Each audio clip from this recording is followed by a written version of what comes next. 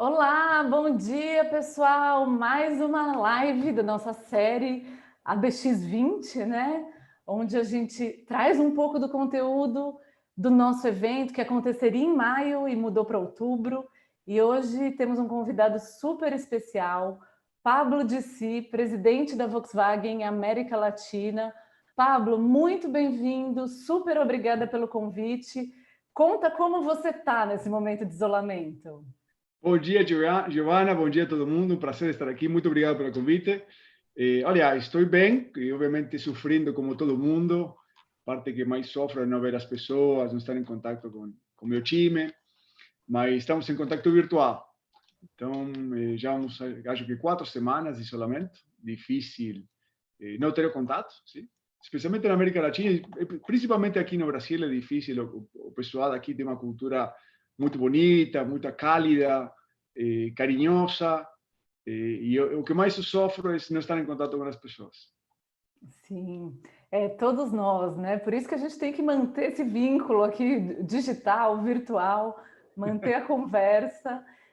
A gente tem muito prazer de te receber aqui, de reunir a nossa comunidade automotiva e da mobilidade para discutir, para te fazer perguntas também. Essa responsabilidade não é só minha, hein, pessoal? Podem mandar perguntas, vamos aquecendo essa conversa. E antes de ir para as perguntas, agradeço imensamente aos nossos patrocinadores que viabilizam essa conversa aqui, que faz com que a gente consiga promover discussões relevantes. Então, muito obrigada da SoSystems, a Mercedes-Benz e a Gerdau. Obrigada pela confiança e por nos ajudar a realizar essas discussões. E a gente tem uma agenda agitada de lives aqui, então quem quiser acompanhar, a gente tem uma página especial no nosso portal focada na Covid-19, na cobertura desse tema, e lá tem a agenda completa de lives. A gente também sempre avisa sobre as próximas lives no nosso Instagram, que é Automotive_Business. Então fiquem de olho para vocês participarem sempre. Quero todos aqui reunidos. Então, Pablo, começando, falando um pouco desse contexto que a gente está vivendo, né?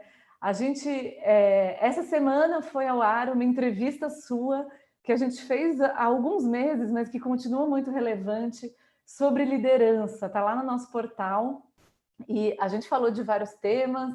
Me fala um pouco de como está sendo liderar à distância. Você tem 4 fábricas, 15 mil funcionários e está trabalhando no home office.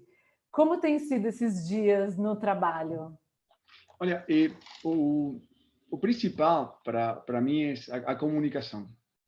Então, nós estabelecemos um sistema de governança onde nós temos reuniões toda terça-feira com todo o time de gestão, sim? 1 hora, onde nós atualizamos todo o nosso time de negócios, não somente de coronavírus, obviamente da saúde, mas temas de negócio que agora vamos entrar na sequência a conversar um pouquinho.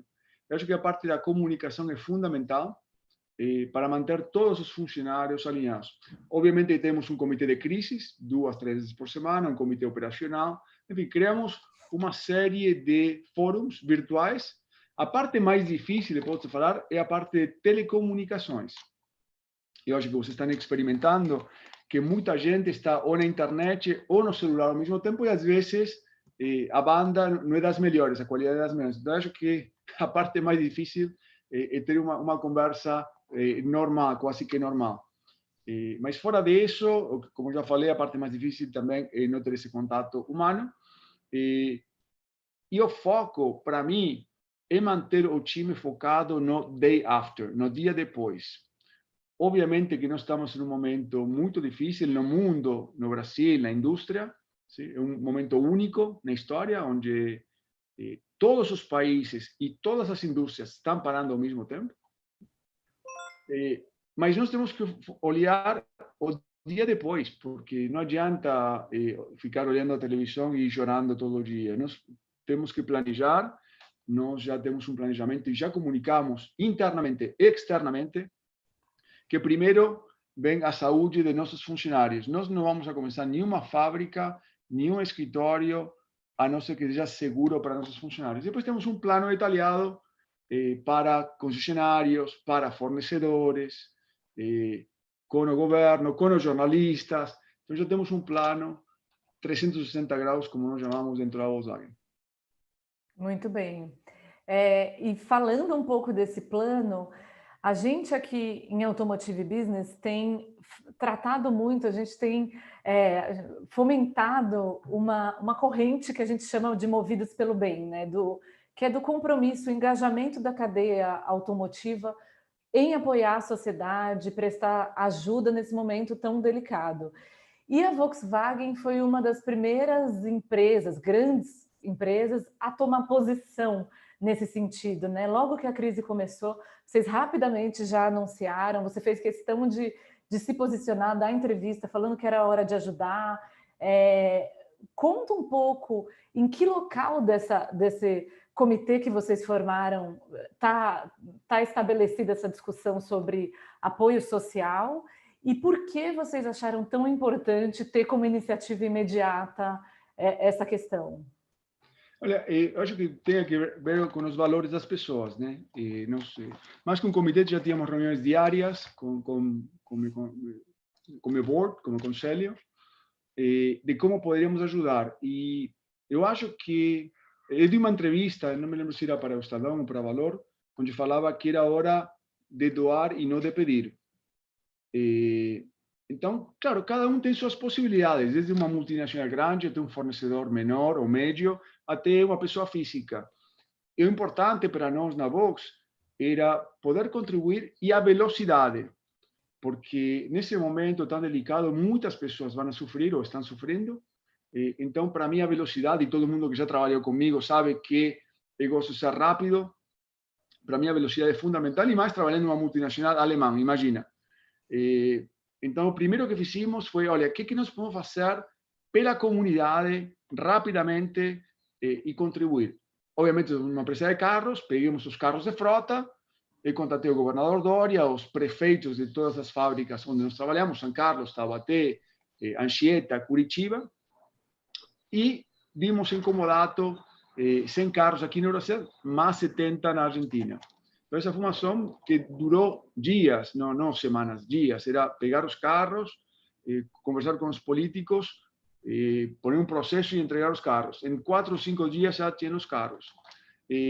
Algumas outras coisas demoraram mais. Por exemplo, nós assinamos com o Senai para consertar os respiradores.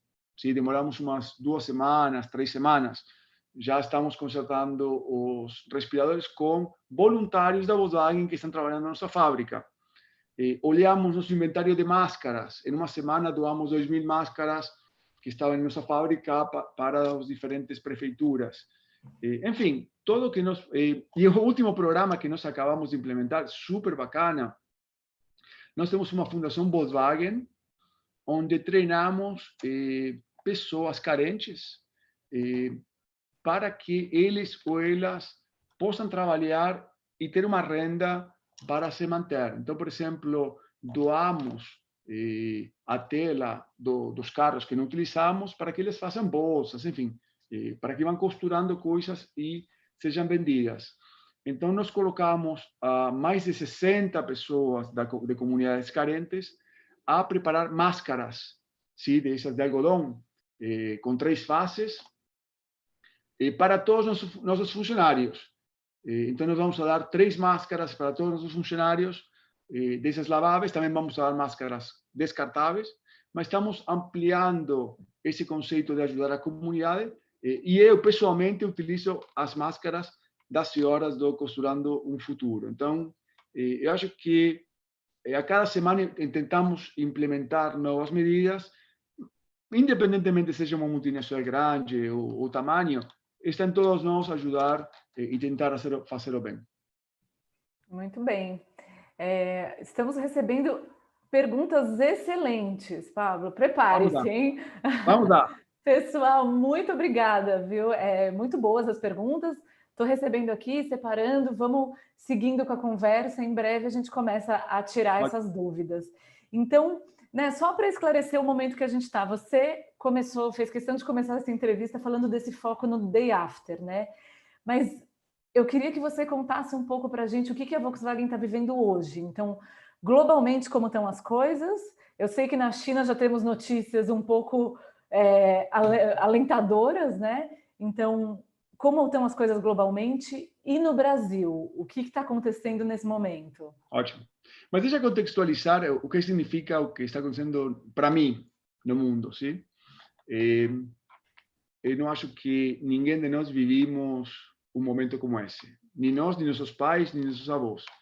Onde tudo parou, todos os países pararam, todas as indústrias pararam ao mesmo tempo. E nunca vimos isso na história do mundo. Então, eu sempre falo que uma crise foi aquele que aconteceu no ano 2000, ou 2008 nos Estados Unidos, ou a crise da Rússia. Sempre era um continente onde não todo mundo sofria. Isso daqui é uma coisa sistemática que atacou o mundo de uma vez. Então, é muito sério, é muito sério. É um problema de liquidez grande, principalmente para os fornecedores. Sim? E voltando agora para a tua pergunta, eu acho que o caso da China é único no mundo. Nós temos mais de 30 fábricas na China, uma operação super bem sucedida, com gente muito competente no time da Volkswagen. Só para colocar alguns números para que os assistentes entendam. A indústria, o mercado chinês, no mês de janeiro, vendeu 1.700.000 carros, 1,7 milhões. No mês de fevereiro, que foi o pior momento da China nessa pandemia, foram 200.000 carros, 1,7, 200.000. No mês de março, a indústria voltou para 1 milhão de carros. E o estimado para o mês de abril é 1.400.000 carros. Então, uma V violenta. Eu acho que o caso da China é o único, não acredito que isso seja repetido em nenhum outro continente. Porém, a China colocou um lockdown muito, muito forte desde o início, muito forte, e especialmente em algumas regiões, sim? Porque não foi espalhado tudo pela China. Então, colocaram políticas bem sucedidas, sim? A abertura foi super cuidadosa e podemos conversar mais na sequência quais são as políticas e os processos que nós da Vox aqui no Brasil e na região vamos implementar, que nós aprendimos lá na China e nós já fizemos vídeos, já fizemos procedimentos, já colocamos todas as nossas fábricas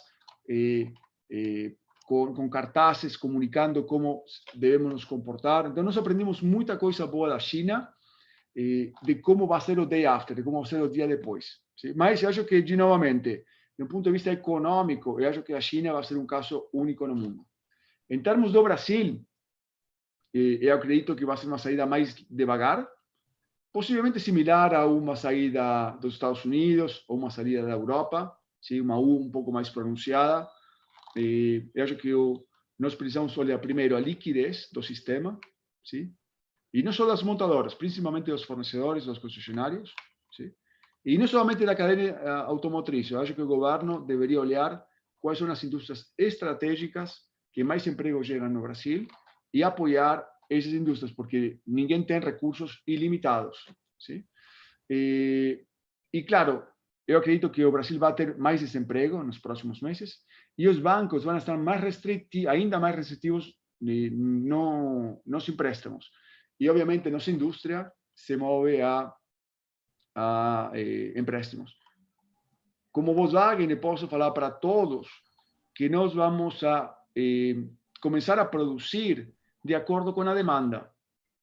Nós não podemos começar a produzir e gerar estoque e depois arrebentar o estoque. Então, nós temos que ser super cuidadosos com o estoque e balancear a demanda do mercado com a produção. Esse é um bom desafio, né? Encontrar esse equilíbrio. Falando um pouco dos planos da estratégia da Volkswagen, vocês estavam para concluir agora em 2020 um pacote de 7 bilhões em investimentos no Brasil, né? Para lançar 20 modelos, alguns ainda chegariam ao mercado esse ano. Como ficou esse investimento? Ele foi concluído? Ele vai ser ainda em 2020? Como ficam os lançamentos? O que mudou na estratégia? Então, deixa eu voltar um pouco ao início de como eu vejo esse negócio e depois respondo a tua pergunta. Se nós estamos passando por uma crise única no mundo, histórica, é preciso tomar decisões acorde com o que eu acho. Sim? Então, dentro desse plano de 7 bilhões de investimento, nós já estamos acabando quase o ciclo. Então, vamos investir todo o dinheiro e vamos lançar o Nibus no tempo que nós tínhamos falado, final de primeiro semestre. Então, esse está mantido. Nós estamos em processo de fechar e comunicar um novo plano de investimento aqui no Brasil antes da pandemia. E, obviamente, tudo isso agora está congelado. Não está nem cancelado, nem não vamos esquecer do Brasil, está congelado. O que quer dizer está congelado? Nós temos que olhar o curtíssimo prazo e, para mim, é sobrevivência de toda a cadeia para abril, maio e junho, principalmente em caixa, liquidez. Nós temos que passar esse período de 3 meses, ¿sí? Olhando a liquidez, olhando a nossa caixa, e já teremos tempo de reavaliar a estratégia de produto, que continua. Eu acho que não vai mudar a segmentação de mercado, de como nós olhamos o Brasil. Esse aqui não é um problema do Brasil, ¿sí? Mas, obviamente, todas as indústrias, principalmente nossa, vamos a gastar muito dinheiro nos próximos meses de liquidez em caixa, porque temos receita zero e um custo fixo alto. Então, sempre coloco como exemplo para contextualizar, e não estou falando de resultados, estou falando de caixa, tá? Quero deixar isso bem claro, que em 3 meses, 3, 4 meses, nós vamos a gastar em dinheiro um valor similar a um plano de investimento de 3, 4 anos. Esse é o efeito que vai ter para a nossa Volkswagen, imagino que para todas as indústrias, né? Porque se você tem receita zero e um custo fixo alto, a caixa continua a sair, por mais que você reduza a sua saída de caixa. Então, eu acho que nós temos que ter um senso de urgência, temos que ter um senso de sobrevivência, sobreviver nos próximos 3 meses. ¿Sí? Aqui não tem empresa grande, média, pequena, estamos todos, você tem receita zero, tem receita zero, para todos nós. Então, temos que sobreviver. E o plano de investimento, acho que em julho, agosto, setembro, quando teremos tempo, reavaliaremos o mercado da indústria e nossa posição de liquidez e de caixa. Sim. Está acontecendo, no fim das contas, um certo investimento involuntário, né? Dado o momento que a gente está vivendo. E você estava falando essa questão do caixa, né? Que acho que é o problema imediato de toda a indústria automotiva e talvez de todas as outras indústrias, agora com o que a gente está vivendo. E se o caixa é um problema para a Volkswagen, é um problema ainda maior para a cadeia de fornecedores, que em vários elos é super frágil no Brasil, né? Então, a gente recebeu algumas perguntas, acho importante a gente já tocar nesse assunto agora. Qual é a sua visão sobre isso e a postura da Volkswagen de, eventualmente, apoiar essa cadeia de fornecedores e também as concessionárias, né, que estão de portas fechadas? Agradeço a pergunta, espero que tenha muitos fornecedores aqui nessa videoconferência, porque vou passar uma mensagem bastante forte. Eu entendi desde o primeiro minuto que isso aqui é um problema de liquidez, e não um problema de liquidez só para a Volkswagen. Sempre, em meu entendimento, o maior problema vai ser fornecedores e concessionárias. ¿Sí? E nós começamos a conversar, eu e outros CEOs da indústria aqui no Brasil, via Anfavia, juntamos com Sindipesas, com Dani Ospi, que temos um excelente relacionamento, com Alarico, da FenaBrave, também, concessionárias, BNDES e o ministro Paulo Guedes. Nós já tivemos várias videoconferências, teremos mais algumas essa semana. Eu fico um pouco mais tranquilo, porque o ministro Paulo Guedes entendeu a importância da liquidez, principalmente nos fornecedores e nas concessionárias. Então, nós estamos procurando alternativas de como o dinheiro deve chegar nos fornecedores e nas concessionárias. ¿Sí? Eu coloquei que não pode ser que o BNDES e o banco empreste dinheiro para os fornecedores e concessionárias, vai demorar meses, e nós não temos meses, temos dias. ¿Sí? E eu coloquei o senso de urgência no mês de abril. Precisamos resolver abril. Ontem, acho que já é público, hubo uma reunião com o presidente do BNDES, com o ministro Paulo Guedes e com os principais CEOs dos bancos, ¿sí? Do Santander, do Itaú, do Bradesco, para encontrar um mecanismo para que esse dinheiro chegue. E eu fico, como já falei, um pouco mais tranquilo, porque não estamos falando do mecanismo. Não? Ele já entendeu, o Paulo Guedes já entendeu a importância do setor e principalmente da debilidade na cadeia de fornecedores e concessionárias. Eu não fui a pedir dinheiro para a Volkswagen, obviamente nós precisamos de liquidez, sim, mas eu entendo que se o sistema não funciona, nada vai funcionar. Então, vocês têm todo o meu apoio, eu faço isso não pela Volkswagen, faço isso pelo Brasil, porque acredito que a indústria ela mexe com o emprego, com renda, temos muito talento aqui e eu vou brigar, no bom sentido da palavra, até o último dia para que essa liquidez chegue no fornecedor e na concessionária. E, na sua visão, a postura eficiente, a postura adequada de políticas públicas, de medidas do governo nesse momento, seriam, então, no sentido de garantir liquidez para a cadeia. Me fala um pouco mais, Pablo, até do que está acontecendo em outros países do mundo. O que você acha que o Brasil deveria adotar para apoiar o setor automotivo? Ótimo, ótimo. Eu te falo exatamente o que falei na reunião, porque com o ministro e com o BNDES. Eu coloquei um exemplo da Alemanha e um exemplo do Brasil, sim, que eu vivi os dois momentos. A Alemanha fez um excelente programa via governo federal, onde eles reduziram o compulsório, similar ao que o Brasil fez agora, e forçou os bancos a que deem o dinheiro às montadoras e aos fornecedores das concessionárias. Forçou. E o risco do crédito ficou com o governo. E aí está a perna fundamental. Sim, porque isso aqui não é um problema da Volkswagen, não é um problema da cadeia, é um problema do sistema. Um sistema sistêmico. Então, isso funcionou muito bem na Alemanha. E a Alemanha vai... Eu acho que a Alemanha, hoje, Volkswagen recomeça as fábricas, devagarinho, hoje. Sim? Então, eu coloquei isso como um exemplo bem sucedido. Esse é um exemplo.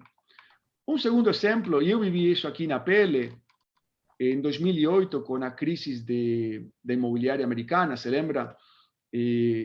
O mercado brasileiro caiu 40%, a indústria de carros caiu 40% num dia. 40%. E houve um problema de liquidez enorme, enorme aqui no Brasil. Eu me lembro de ter parado a fábrica, trabalhava lá em Minas Gerais na época, paramos a fábrica, uma saída de caixa enorme,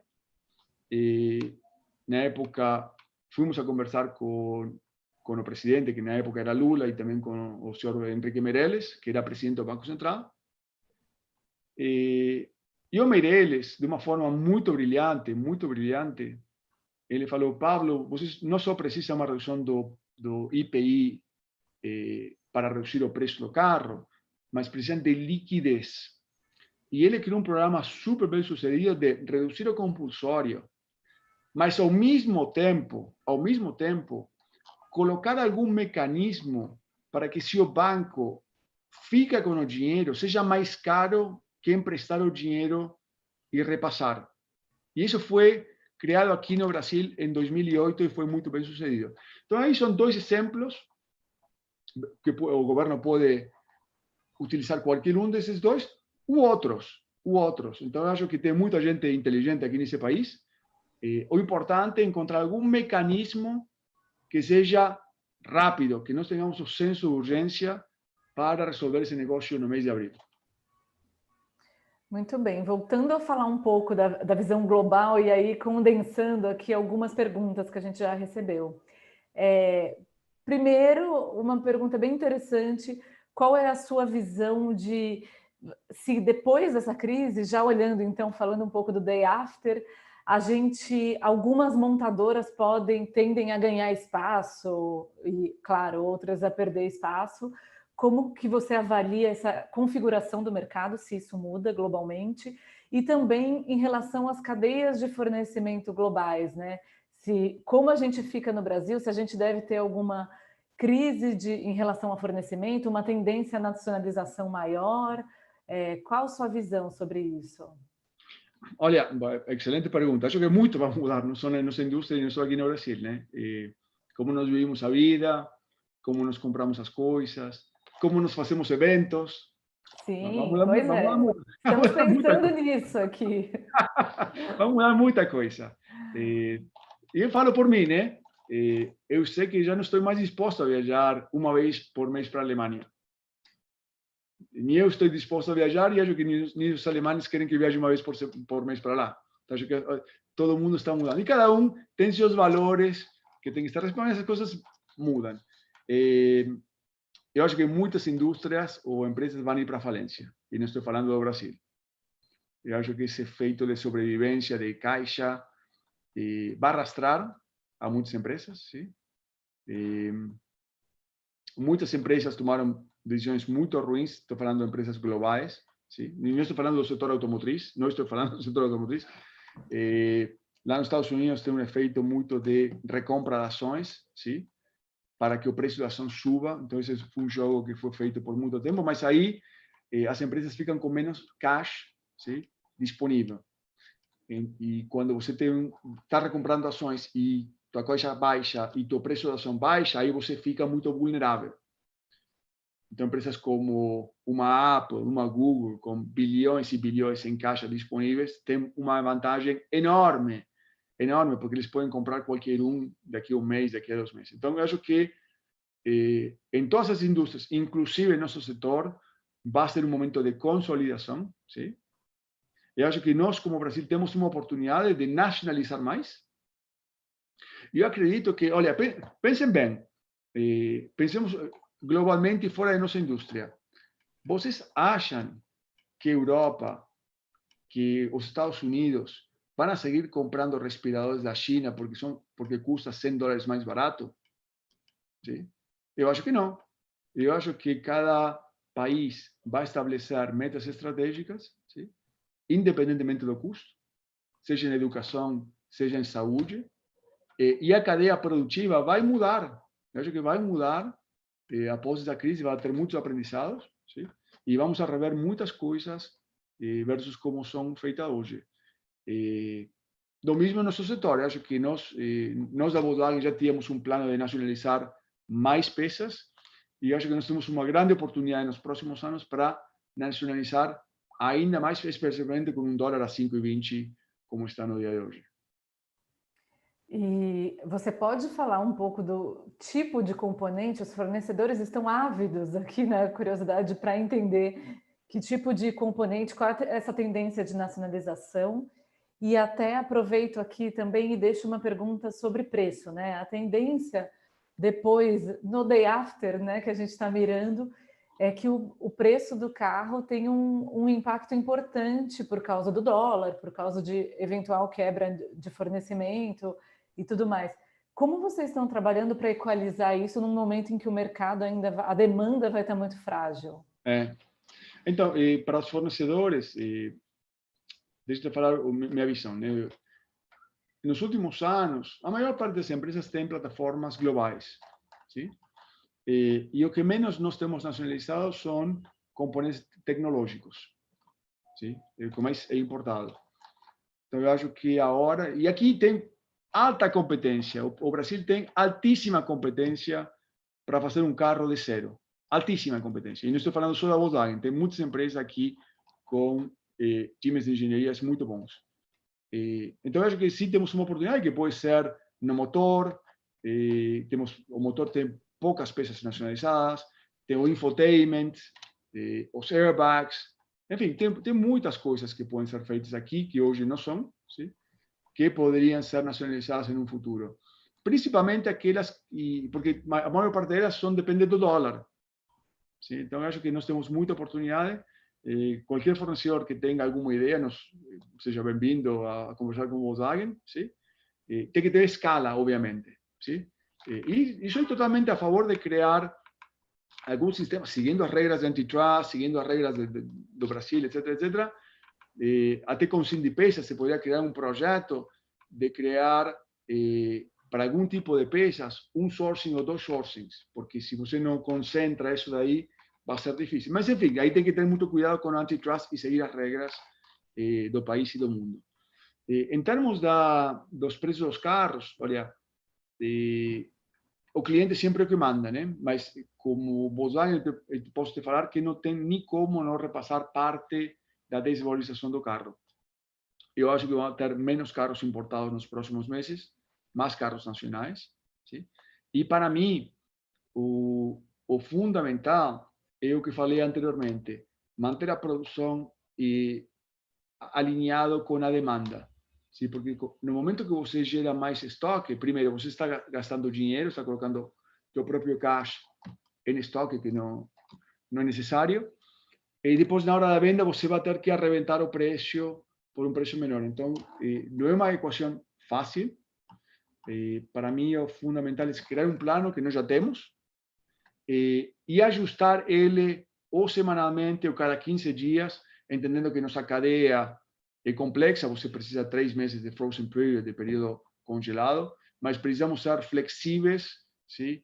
E não criar estoque, não somente na Volkswagen, em toda a cadeia de fornecedores, né? E já antecipo uma possível pergunta. Se alguém me pergunta qual vai ser o mercado, eu não tenho a menor ideia. Sim? Não é hora de fazer predições, bola de cristal do mercado, não tenho uma bola de cristal aqui. É hora de olhar o caixa e olhar a liquidez. Tem problemas mais sérios que o tamanho do mercado. Trust me on this one. Se nós não cuidamos nossa caixa, ¿sí?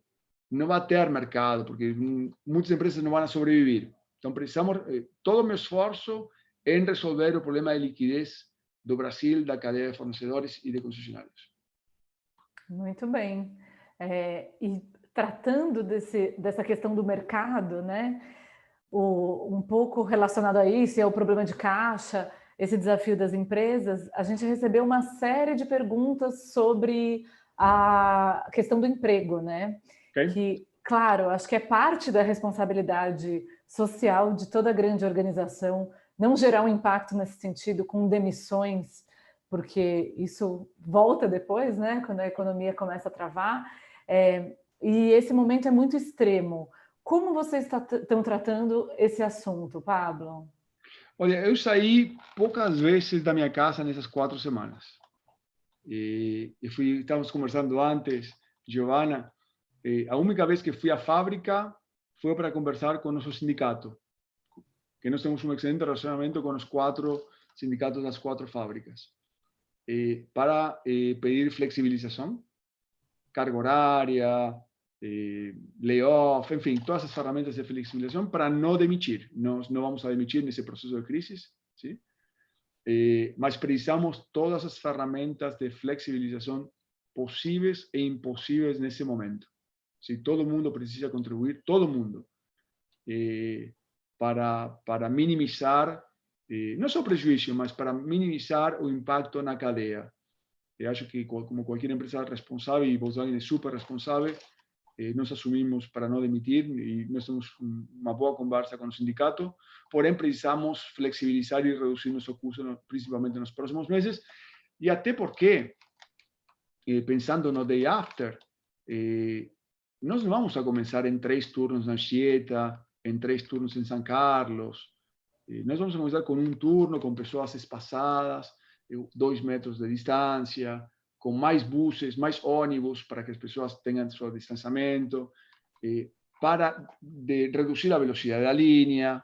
Então, não é que vamos a sair com uma velocidade como nós tínhamos em fevereiro. Então, vamos a precisar menos pessoas para produzir. Mas também não é hora de demitir, seria irresponsável de nossa parte fazer isso. Muito bem.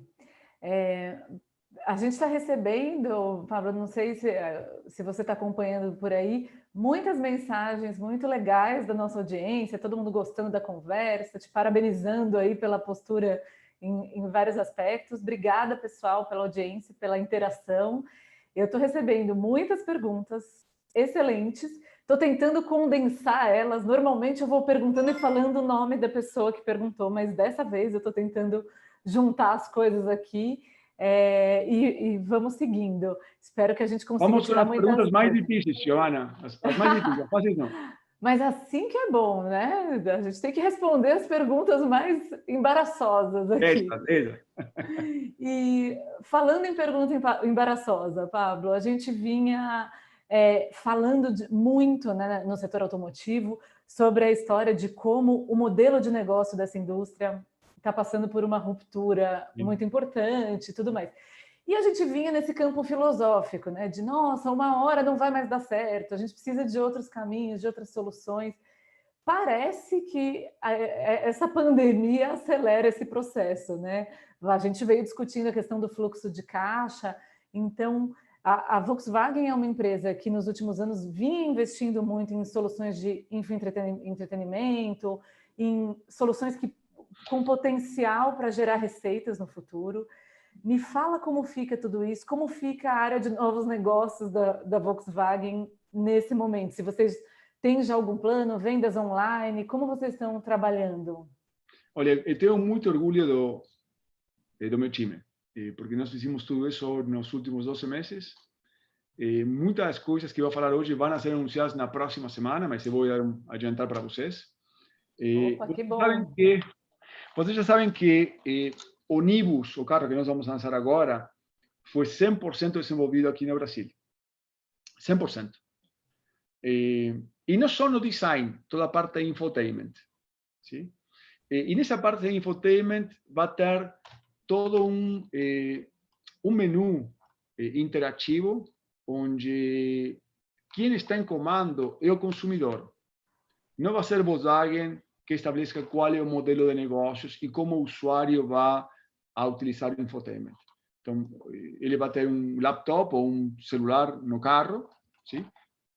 Que vai ter várias áreas, algumas pré-configuradas, outras ele ou ela vai poder configurar. E nós já fizemos parcerias com várias empresas que anunciaremos na próxima semana, ¿sí?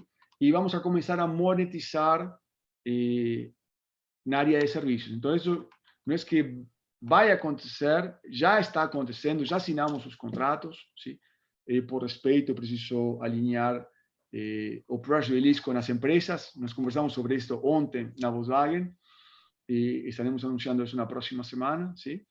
E abre um novo mundo para a Vox, ¿sí? Mas não é que nós criamos isto agora, desde possivelmente um ano e meio já fizemos isso. Então é uma área de monetização nova para a Vox, nós vamos sair com tudo, ¿sí? Mas a parte fundamental é que o consumidor vai escolher como navegar e que app ele ou ela pode escolher. Por outro lado, nas vendas online, nós lançamos o Digital Dealer, o dealer digital, ¿sí? Onde já quase todas as concessionárias, o vendedor vai com seu tablet e os óculos 3D podem ir à casa do consumidor, ou para o trabalho, ou para onde quiser, e vender o carro. O problema agora não é a ferramenta, é o momento que nós estamos vivendo, né? Então, nós já temos todo esse ecossistema pronto. Nosso time de vendas faz uma teleconferência diária com as concessionárias, diária. Ontem fizeram um webinar comunicando a todas as nossas concessionárias nosso plano digital e para o day after, para o dia depois. Eu acho que hoje ou amanhã, nosso vice-presidente de suprimentos com o diretor de qualidade fazem um webinar com toda a cadeia de fornecedores para comunicar o plano de day after. O importante para nós, em primeiro lugar, é a saúde de nossos funcionários. Eu não estou nem aí se vamos a começar em maio 1º, maio 15 ou maio 30. Isso não é importante.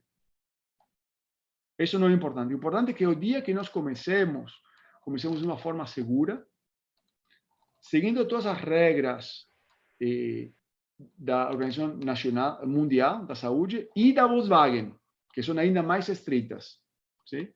E aí vamos a ir vendo dentro do Brasil e na demanda, se vai ser maio 1º, que acho que não, ou maio 15, ou maio 30, mas todo esse sistema de treinamento nós já temos os vídeos, os atores e atrizes são todos funcionários da Volkswagen, nós vamos a divulgar na próxima semana, e mostrando como nós esperamos o comportamento dos funcionários em nossas fábricas e escritórios.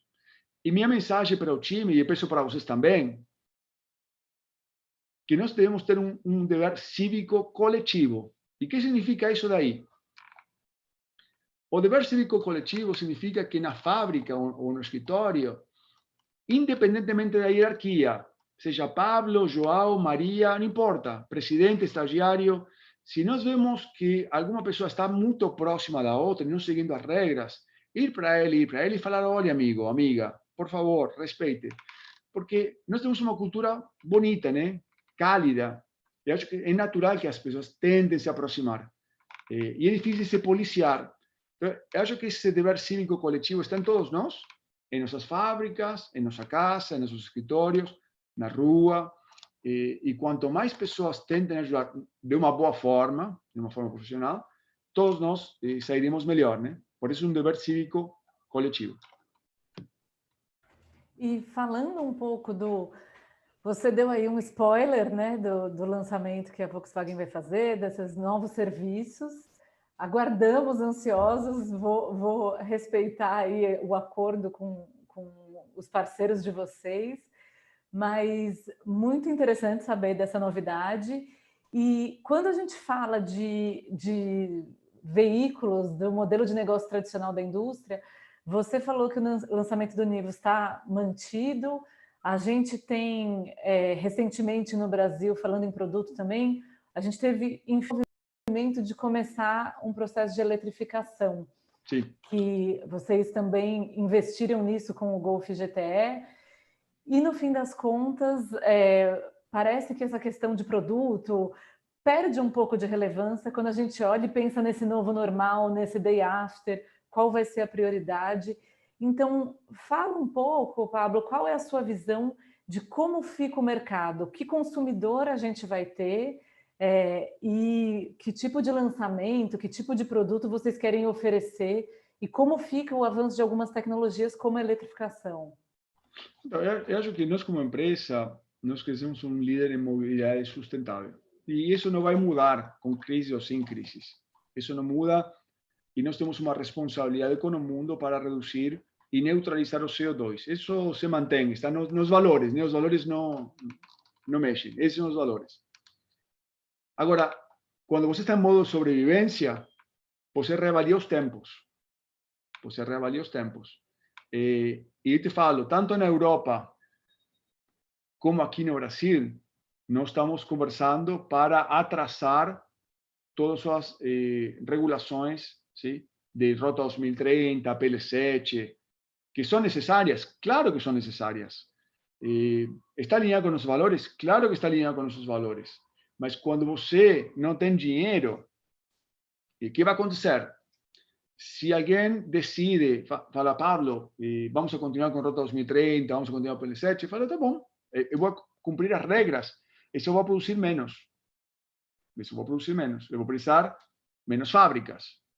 Sim? Eu vou precisar menos pessoas. Isso não é a área que eu gostaria de ir. Mas eu acho que o governo brasileiro entende, eu acho que nós temos uma boa conversa, vão ser atrasados, Rota 2030, PL7. Novamente, não é que não é importante, é super importante. Nós vamos fazer, precisamos cumprir com todas as regras, porque precisamos reduzir o CO2 como empresa e como indústria, sim, isso não tem dúvida. Mas quando você está em modo de sobrevivência, preciso salvaguardar os empregos da Volkswagen e de toda a cadeia. Esse é meu objetivo no curtíssimo prazo.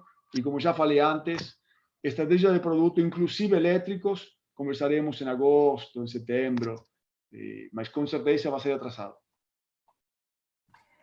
A gente está recebendo aqui, pelo jeito, se depender do nosso chat, há uma ansiedade aqui pelo Nivus. O pessoal falou que vai ser um sucesso, o Ronaldo Martins disse que quer sugeriram da gente sortear o Nivus aqui no chat. Achei uma ousadia, né? Quem sabe no futuro, vamos boa, Ronaldo, boa. E falando, muitas perguntas também a gente recebeu sobre o Day After, que a gente tratou tanto ao longo, vem tratando dessa conversa.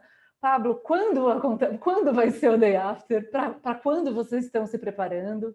E dá um pouco mais de detalhes e também envolvendo, inclusive, um pouco da estratégia de exportação. Você tem responsabilidade pela Argentina, olhando um pouco para a América Latina como um todo. Ótimo, ótimo.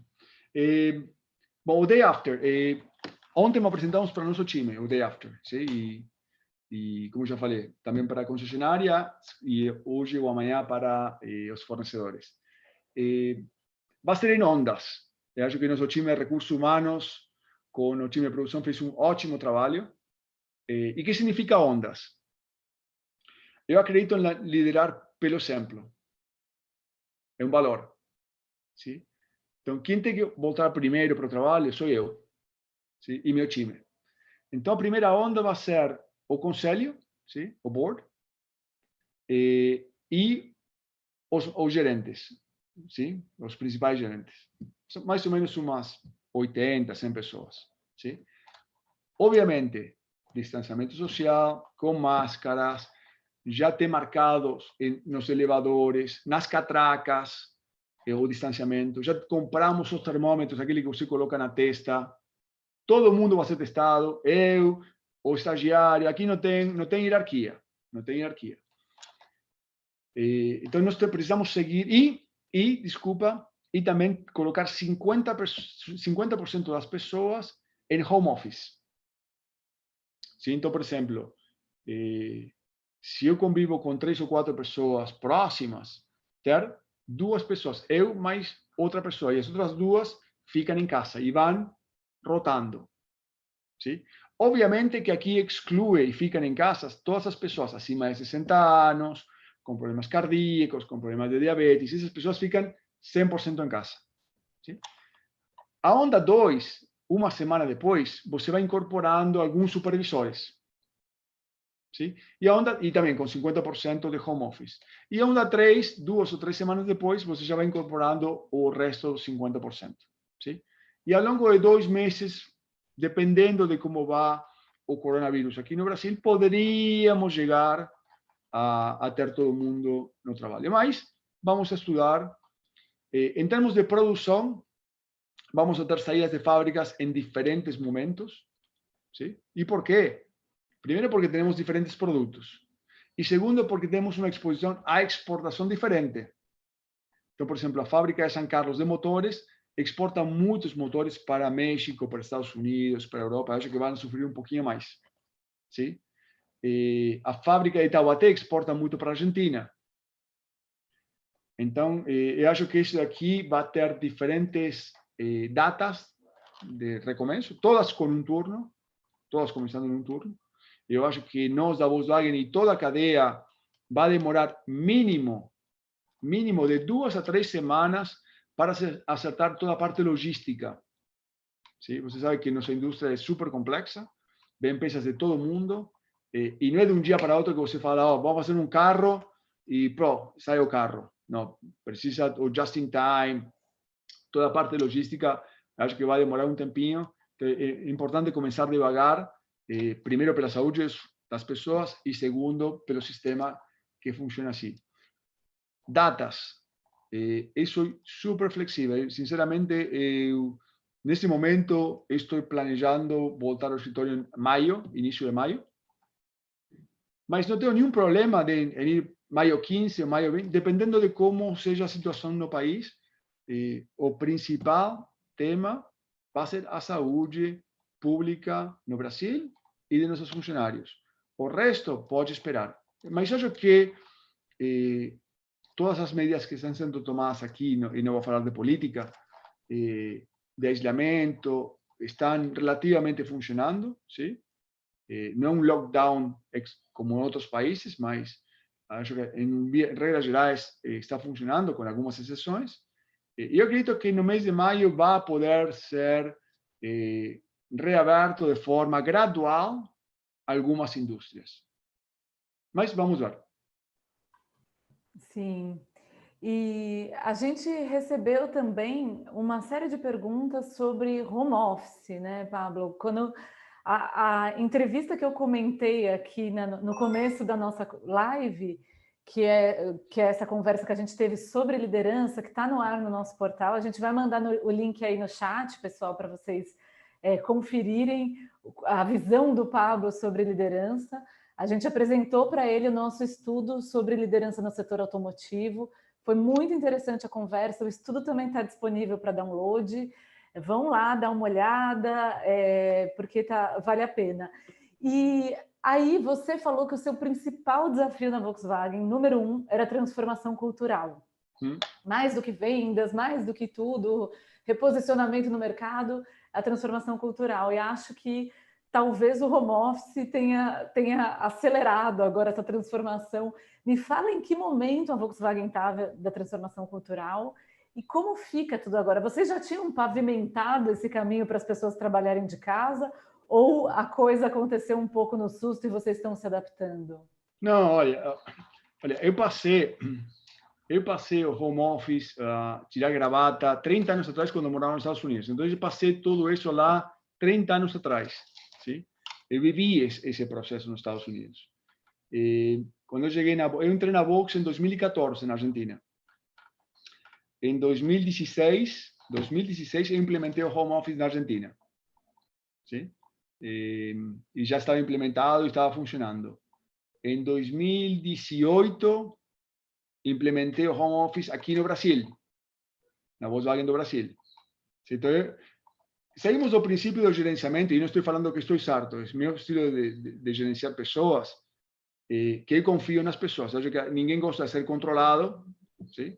Se eu preciso controlar alguém, é que não confio, e que as pessoas gostam de ter autonomia, e se der autonomia, ele ou ela vai se realizar e fazer um bom trabalho. ¿Sí? Então, se eu saio desse princípio, home office é só uma ferramenta. ¿Sí? No momento que uno confie que alguém está trabalhando, vá para a praia, o problema não é home office, o problema é a pessoa. ¿Sí? Então, por isso eu implementei home office na Argentina, eu implementei aqui no Brasil. O problema não é o home office, o problema é ficar 4 semanas em home office. Todo mundo gosta de fazer um dia, sei lá, por semana, ou o que seja. Te falo de minha experiência pessoal, eu nunca tinha estado em home office 4 semanas, acho que ninguém ficou 4 semanas. Mas de forma pessoal, eu acho que não vou fazer home office nos próximos 3 anos. Mas isso é super pessoal. E as pessoas que de meu time ou que trabalham comigo, eu nunca cobrei deles ou delas que fiquem no escritório. Eu sempre falo, olha, precisamos fazer A, B e C, e você faz nessa data. Se você quer ficar na tua casa, se você quer ficar no escritório, se você quer ficar onde você quiser, eu trabalho por resultado, não por marcar o relógio das 7 da manhã até 6 da tarde. Então, acho que depende muito da gestão de cada um, né?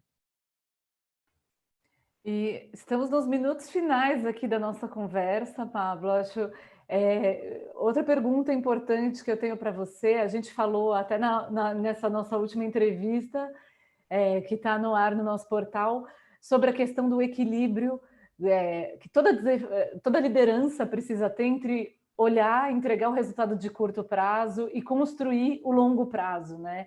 A gente falou muito sobre isso, você falou sobre desenhar estratégias boas, mas principalmente em executar com excelência, né? Com qualidade, porque senão a estratégia é questionada. Achei uma visão bem interessante. E aí, de repente, o mundo virou de ponta cabeça. Como é pensar no longo prazo agora, principalmente porque parece que os prazos mudaram, né? Nossa percepção do tempo mudou. A gente, ontem mesmo saiu um estudo de Harvard falando que talvez a gente tenha que adotar ciclos de isolamento social, ondas, até 2022. Então, me fala como anda a sua visão de longo prazo e como vocês têm trabalhado isso na Volkswagen. Mas eu acho que agora mais que nunca, nós precisamos ter equilíbrio e bom senso, né? Eu acredito que o principal é entender o momento do que nós estamos vivendo. ¿Sí? Se nós não entendemos que isso aqui é um evento transformador que vai arrasar com muitas vidas e muitos empregos, já saímos das premissas erradas. E eu vou colocar uma analogia, eu gosto de trabalhar por analogias. Se minha casa está prendendo fogo, ¿sí? Minha casa está prendendo fogo aqui, será que eu vou pensar nas férias ou na próxima casa que vai ter o próximo ano, ou que quero me aposentar em 10 anos. Não, né? Não é hora de falar em estratégia, não é hora de pensar em o que eu vou fazer daqui a 5 anos. É hora de tomar conta da casa, da segurança da minha família e tentar arrumar um incêndio que está acontecendo na minha casa. Esse é o objetivo. Então, aqui nós temos um tema de sobrevivência. Sobrevivência. Mesmo que nós colocamos uma super estratégia alguns anos atrás e não estamos executando com qualidade, eu entendo que o momento não é para olhar a mais de julho deste ano. Não estou falando de julho do ano próximo. Julho. Qualquer pessoa da Volkswagen que me venha conversar sobre agosto, eu falo, não, meu amigo, minha amiga, não funciona assim. Abril, maio e junho. É o único que nós estamos olhando com uma disciplina e um rigor absoluto. Quando passe tudo isto e nós coloquemos a liquidez no sistema e asseguremos a sobrevivência de toda a cadeia, vamos a retomar nossa estratégia, veremos quanto atrasamos, 3 meses, 6 meses, um ano, não sei, se o plano de investimento vai ser atrasado, mas esse aqui não é o momento de pensar na estratégia. A casa está pegando fogo e precisamos resolver agora. Se nós não resolvemos agora, não vai ter amanhã, para muitos de nós. Sim. Desculpa a analogia, né, com o fogo, mas por isso eu coloquei minha própria casa.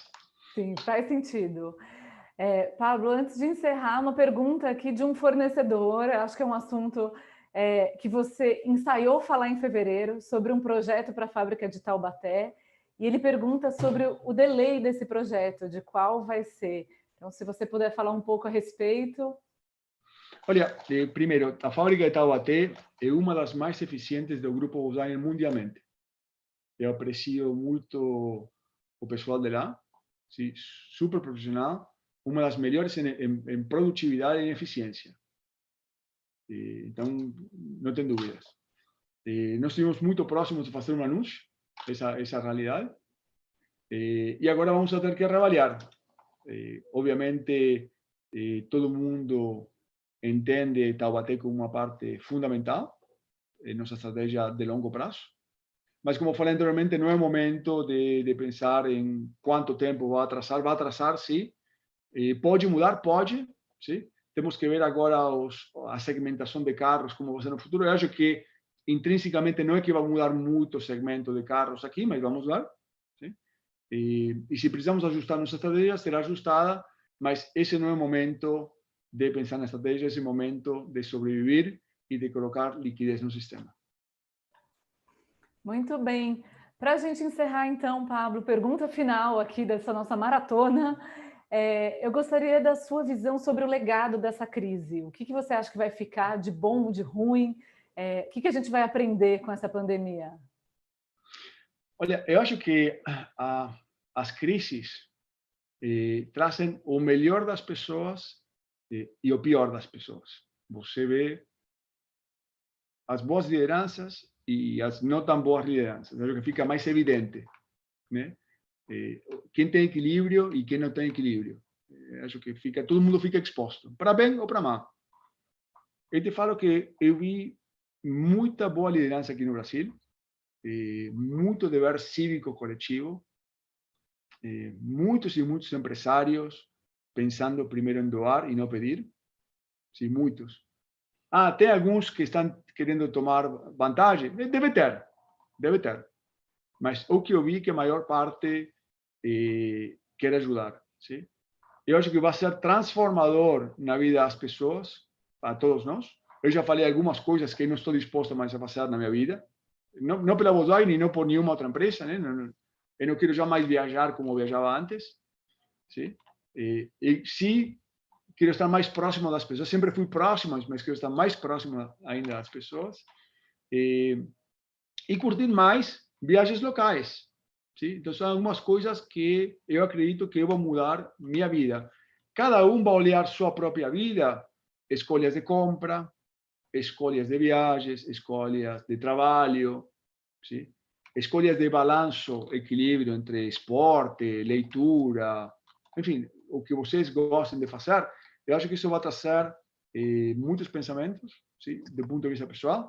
E do ponto de vista da economia, eu acho que o rol do Estado vai ter uma importância cada vez maior, principalmente na educação e na saúde. Muitas decisões que eram tomadas antes porque era $1 a mais ou $1 a menos, vão ser revisitadas. E por último, eu acho que nós temos uma grande oportunidade como mundo, como Brasil, em utilizar nossas competências de uma forma mais colaborativa. E dar um exemplo. Eu acho que fazer um respirador não é a coisa mais complexa do mundo. Sim. O que é complexo é se eu faço carros e não tenho a especificação e não tenho as máquinas para fazer um respirador. Aí, claro que é complexo. Aí demoro semanas, meses para entender como funciona. Mas se nós já começamos a criar um plano de contingência, pode ser respirador ou qualquer outro aparelho. Tá? O respirador é um exemplo. A Volkswagen faz 20% desse respirador. Uma empresa americana faz outro 30%. Uma italiana faz outro 15%. E em caso de emergência, nós unimos e colaboramos. Eu acho que nós vamos falar muito mais disso nos próximos meses, nos próximos anos, e eu vou tomar partido com o governo e como indústria para tentar ajudar, porque, olha, nós temos mão de obra super qualificada, pessoas comprometidas. Você não sabe a quantidade de pessoas que me enviam e-mails falando: Pablo, como que posso ajudar? Eu sou involuntário do que eu posso fazer, mas aí precisamos entender o que podemos fazer, né? Então, acho que esse mundo colaborativo vai chegar ainda mais nos próximos meses e nos próximos anos. Muito bem, vamos tirar alguma lição, um extrato positivo disso tudo, né, Pablo? Eu te agradeço imensamente pelo seu tempo aí, seu tempo valioso nesse momento. Muito obrigada pela entrevista, pela conversa e por entrar na discussão aqui com a nossa audiência, Pablo. Obrigado, Giovanna. Obrigado, Automotive Business. E obrigado a todos. Acho que as perguntas foram excelentes. Desculpa, Ronaldo, que não podemos sortear um carro, mas você vai entender. Quem sabe na próxima. Na próxima. Um grande abraço a todos. Obrigada, pessoal. Obrigada pela gentileza, pela inteligência aí nas perguntas. Foi muito legal estar aqui com vocês. Amanhã tem live de novo com o presidente da Mercedes-Benz no Brasil. E sexta-feira, uma boa live sobre projeções com os nossos parceiros da IHS Markit. A gente vai se falando. Obrigada. Tchau, tchau, pessoal. Tchau, Giovanna. Tchau, tchau. Tchau, tchau.